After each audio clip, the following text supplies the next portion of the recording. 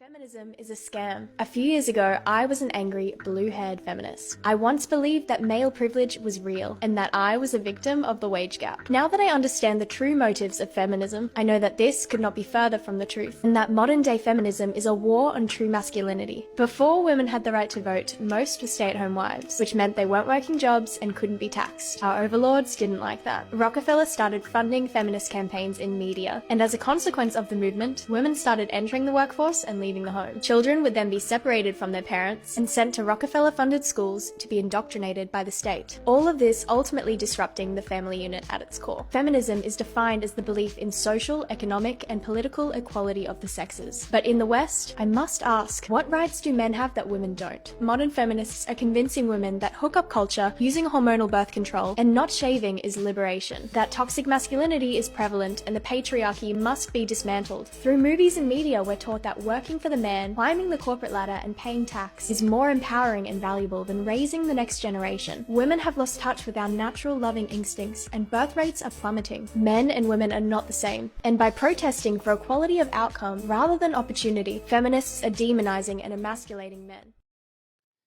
Okay, she said a lot. We can end the podcast here. Guys, see you later. Not going to do that. But there was a lot said. Yeah. I'm not going to break down everything. I know that, okay, first of all, I agree with a lot of that. Mm-hmm.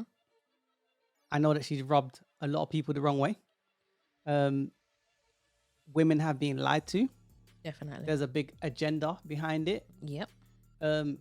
As a female, maybe at a point in your life, or women you know was a feminist and didn't learn. What's your thoughts about, some of the things mentioned in that clip? Well, she, like we said, she said a lot. Mm-hmm.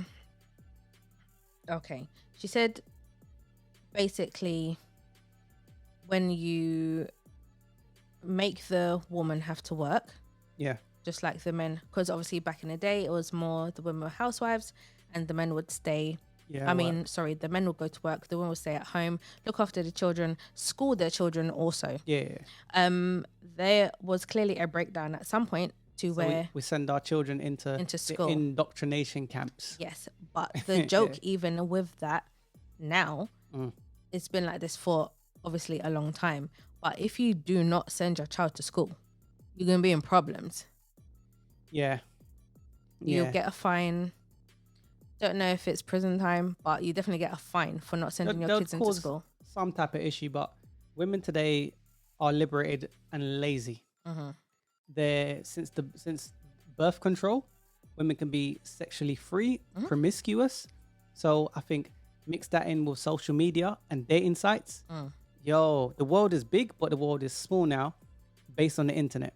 So if women are taught from little girls that men are oppressing you, the patriarch is holding you back, not realizing you've been sold a dream, you've been lied to. Like you got a lot of women going into the workforce, putting off children, husbands late in life, and then realizing, oh my days.